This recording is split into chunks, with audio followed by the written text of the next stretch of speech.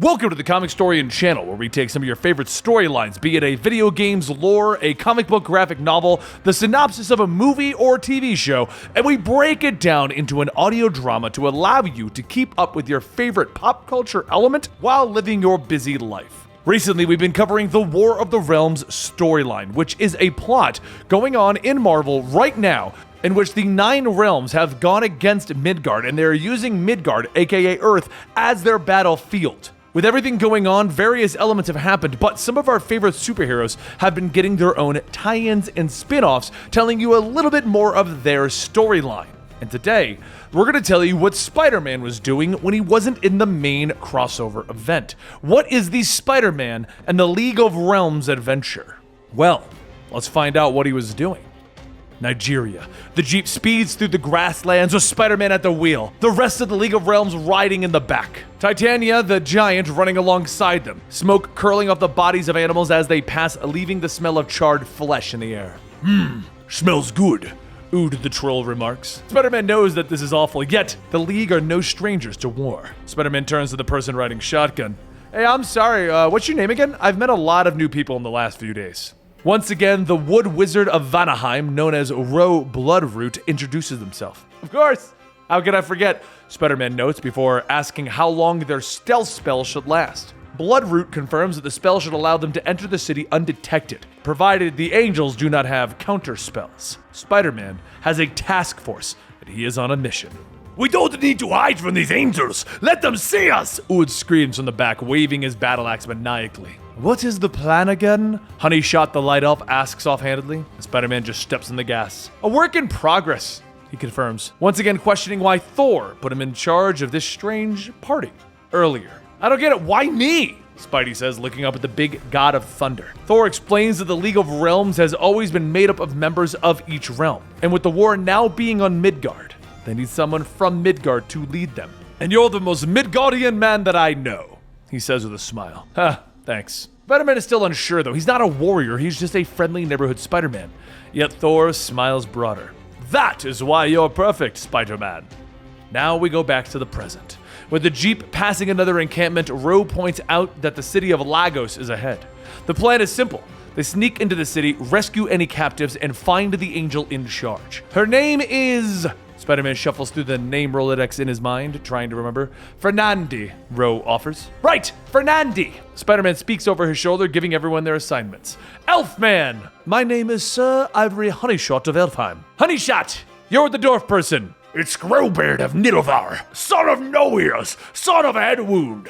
Spidey just keeps going while Screwbeard runs through his whole family tree. Troll guy! Ood. Excuse me? My name is Ood. Ood, you're with Giant Lady. Within the city of Lagos, Fernandi, the leader of the Angel Warriors, sits within her crumbling church. Her wings stretch behind her as she cries gently into her hands, memories of her argument with the Queen flashing through her mind. She begged the Queen, begged her to take her place. The Queen of the Angels spreads her wings in anger.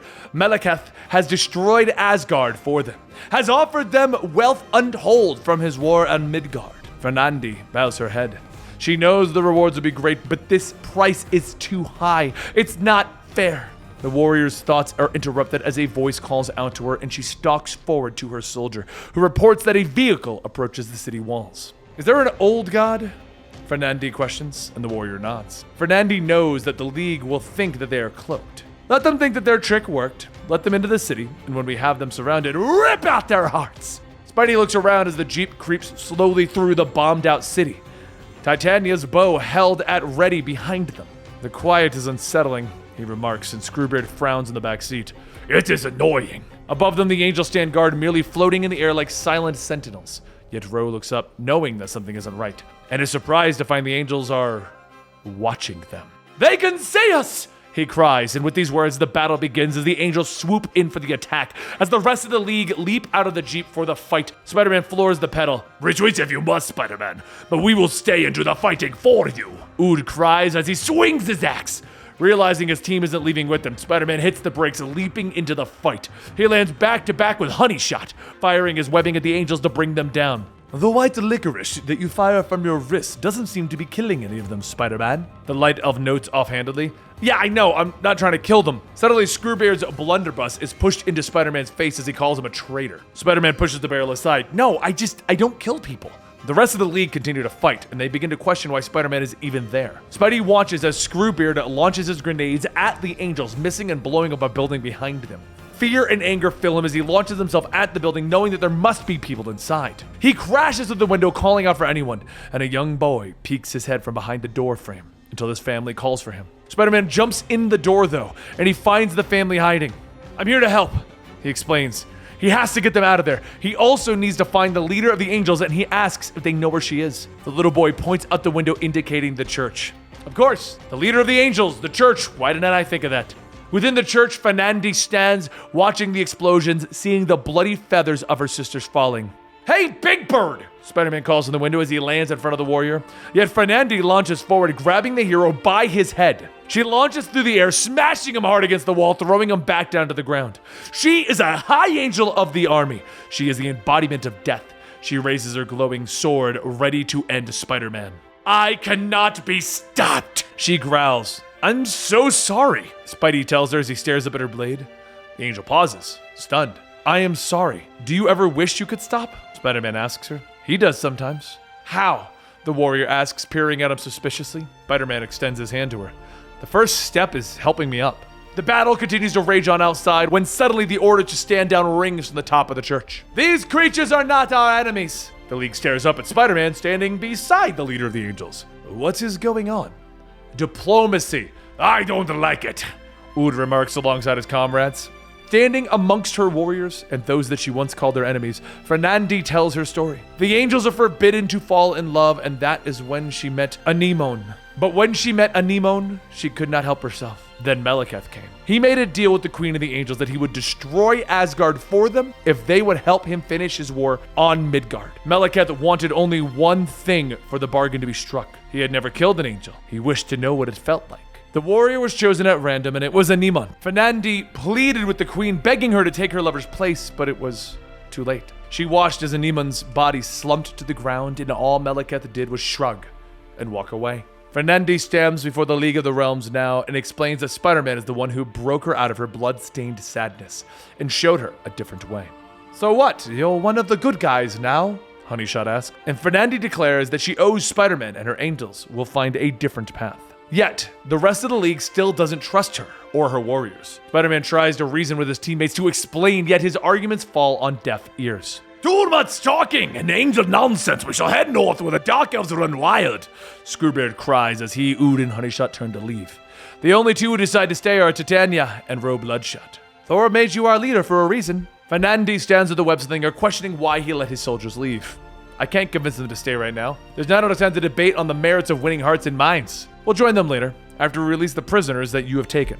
Spider-Man and the Angels cross through the broken and destroyed city, finally arriving at the gates of the detention center that the Angels have erected. He moves forward, preparing to set the people free when a warning from Bloodshot splits through the air. Incoming! The ground explodes around them and everyone is forced to get to cover when suddenly there's a sharp crack as gunfire fills the streets. Oh good, bullets! Fernandi peers through the broken shards of the wall around them, and it's a human army seeing that their defenses have been lowered. She prepares to attack, offering to silence their weapons, but Spider-Man stays her hand with a quick snap of his webbing.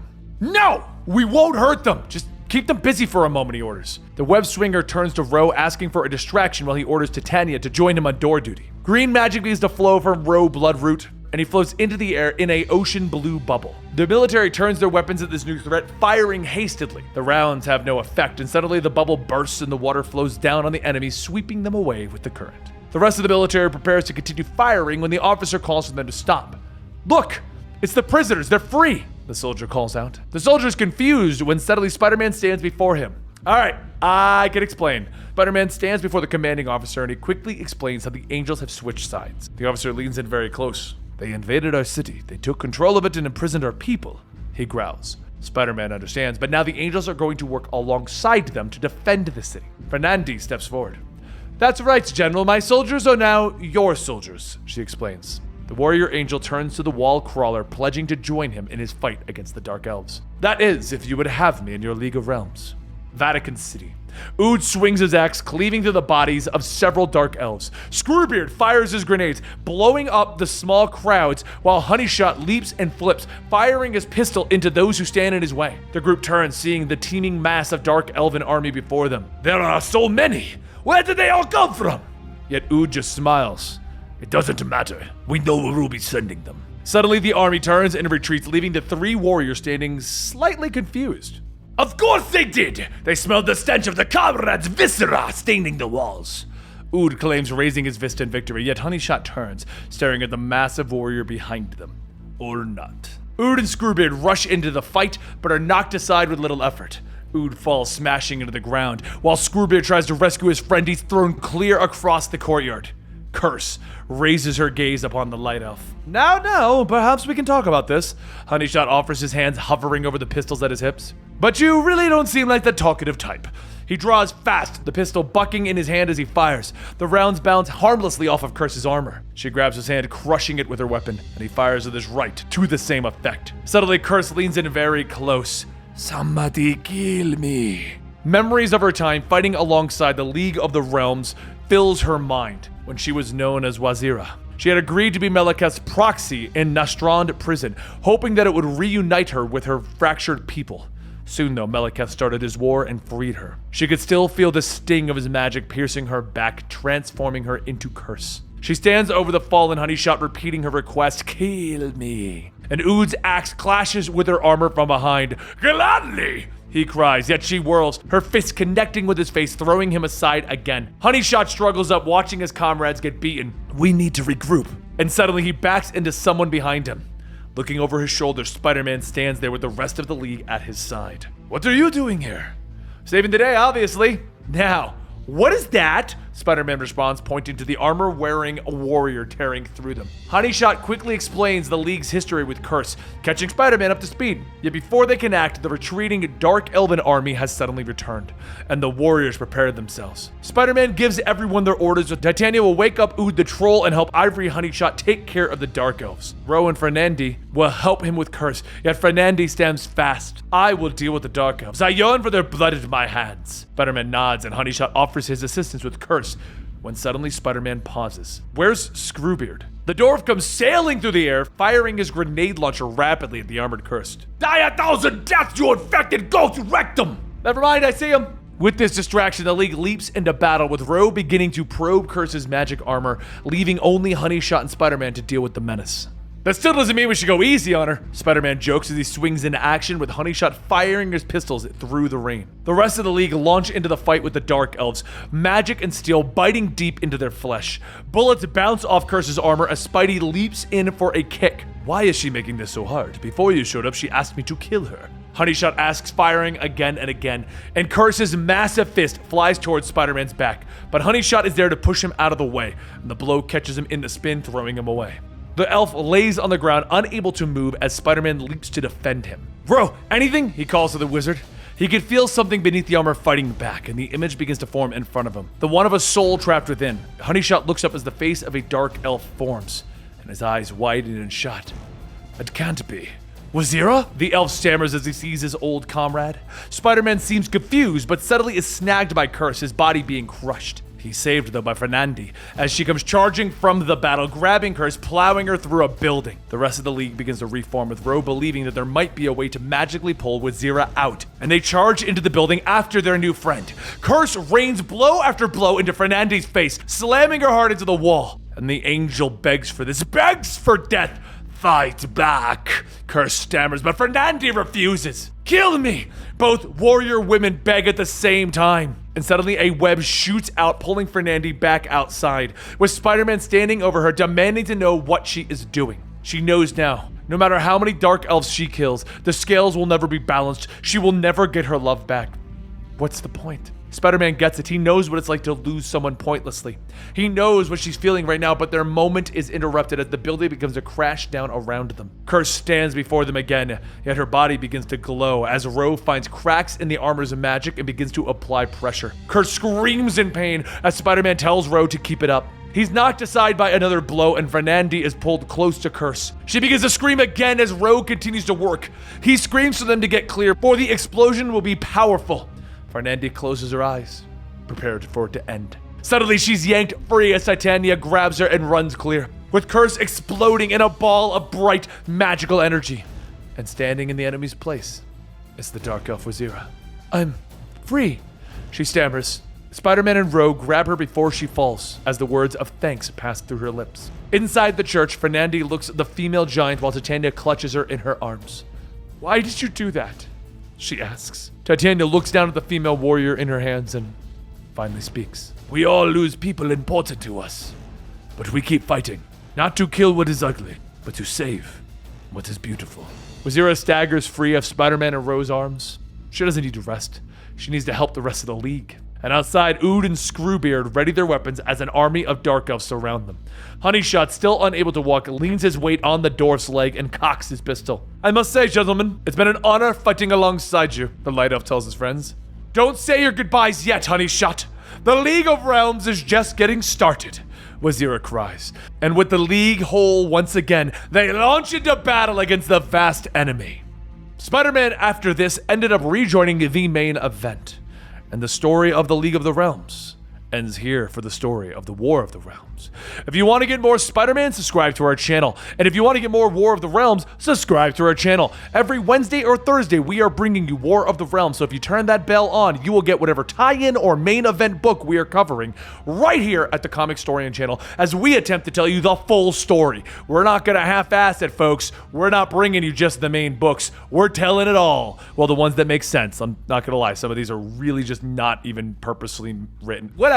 If you want to know what's coming out, subscribe to our channel, hit that bell button, and give this video a like. Thank you for your time, and thank you for your support.